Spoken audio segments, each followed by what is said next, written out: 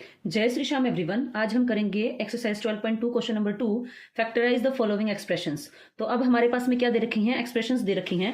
First question में हमें अलग अलग टर्म दी गई थी। अब जो एक्सप्रेशन होती है वो किससे मिलकर बनती है, टर्म से मिलकर बनती है। तो इसके अंदर भी 2 टर्म्स हैं, लेकिन ये किससे जोड़ रखी है, एक ऑपरेशन से, जो कि क्या है, माइनस। तो इसीलिए पूरा का पूरा क्या हो गया है, अब एक्सप्रेशन हो गया है। अब इनमें हमें कॉमन कैसे लेना है, जैसे कि हम देखेंगे 7x, तो 7 इंटू एक्स है ना, इसको एक बार ब्रैकेट लगा लेते हैं, माइनस 42 को क्या लिख सकते हैं, 7 मल्टीप्लाई 7 की टेबल में 42 आता है। देन अब इन दोनों में देखिए क्या कॉमन आ रहा है, आपके पास में 7 कॉमन आ रहा है। तो जब हम 7 यहां पर कॉमन लेंगे तो हमारे पास में क्या बचेगा, यहां पर बचेगा x और ये माइनस का साइन, और यहां से 7 चला गया तो बचा 6। तो हमारे पास में 2 फैक्टर्स आए, 7 और x माइनस 6। तो ये हमारे फैक्टर्स थे इस एक्सप्रेशन के। सेकंड क्वेश्चन है 6p माइनस 12q।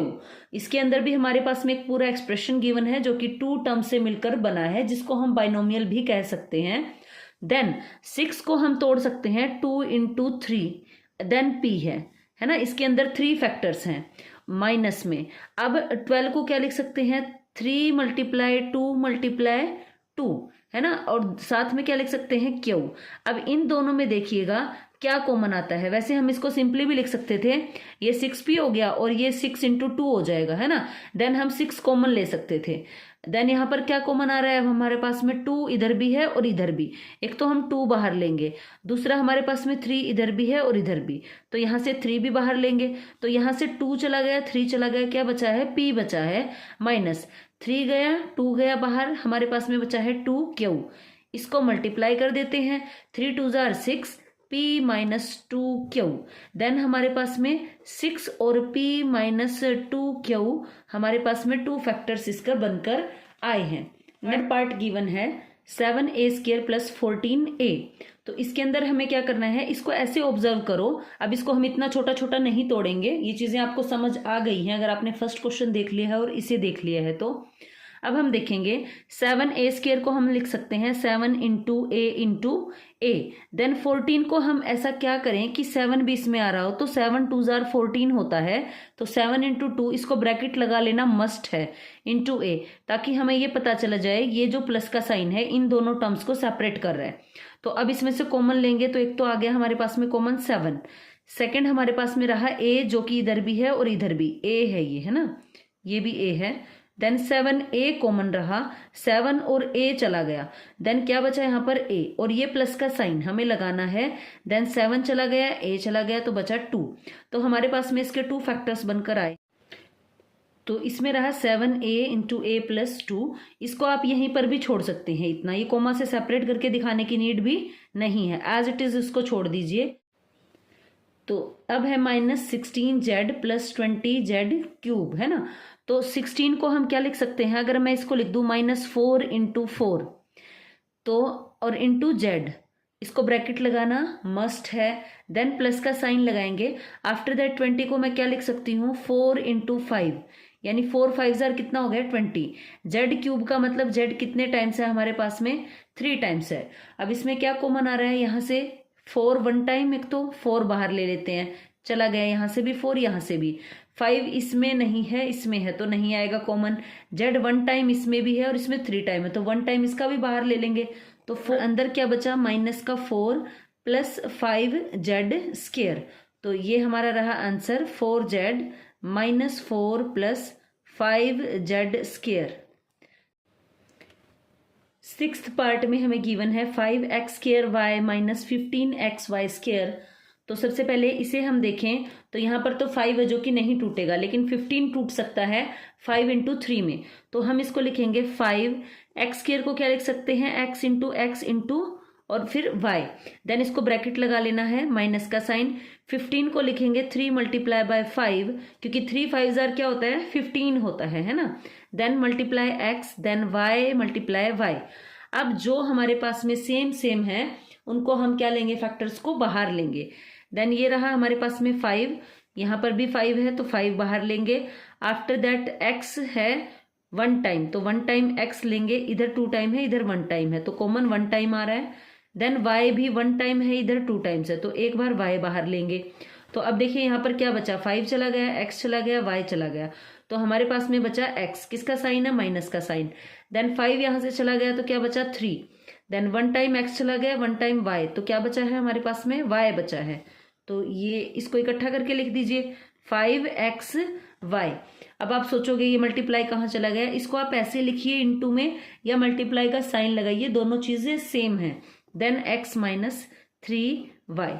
नेक्स्ट करते हैं 7th पार्ट को, 10a² minus 15b² plus 20c²। अब तक देखिए हमारे पास में कितनी थी, 2 टर्म्स वाली एक्सप्रेशन थी। अब इसके अंदर कितनी एक्सप्रेशंस है, 3 एक्सप्रेशंस है, 1 2 एंड 3। तो इसके अंदर तीनों में से कॉमन लेना है, वही कॉमन फैक्टर होगा इसके अंदर। तो सबसे पहले यहाँ पे लाइन लगा लेती हूँ इसको सेपरेट करने के लिए। देन 10 को क्या लिख सकती हूँ मैं, 2 इंटू 5 लिख सकती हूँ, a² को a इंटू a लिख सकती हूँ, इसको ब्रैकेट लगा लीजिए। देन माइनस का साइन है, 15 को लिख सकती हूँ 3 मल्टीप्लाई बाय 5 या 5 मल्टीप्लाई बाय 3, दोनों सेम चीज है। b² को b इंटू b, इसको भी प्लीज ब्रैकेट लगा लीजिएगा। देन प्लस का साइन है, 20 को क्या लिख सकती हूँ मैं, 4 5 20 होता है, क्योंकि अपना टारगेट है हमने कहीं ना कहीं 5 कॉमन लेकर आना है। तो जब इतने सारे आप क्वेश्चंस कर लोगे तो अपने आप से एक कॉमन सेंस आपकी बिल्ड हो जाएगी कि ये किस में तोड़ना है हमें। देन 5 देखिए सब में आ रहा है, इसमें भी और इसमें भी। उसके बाद में कोई भी ऐसा फैक्टर नहीं है जो सब में आ रहा हो, तो 5 हमने लिया कॉमन, और यहाँ पर हमारे पास में क्या बचा, 2a² एज इट इज बच गया है, 2a²।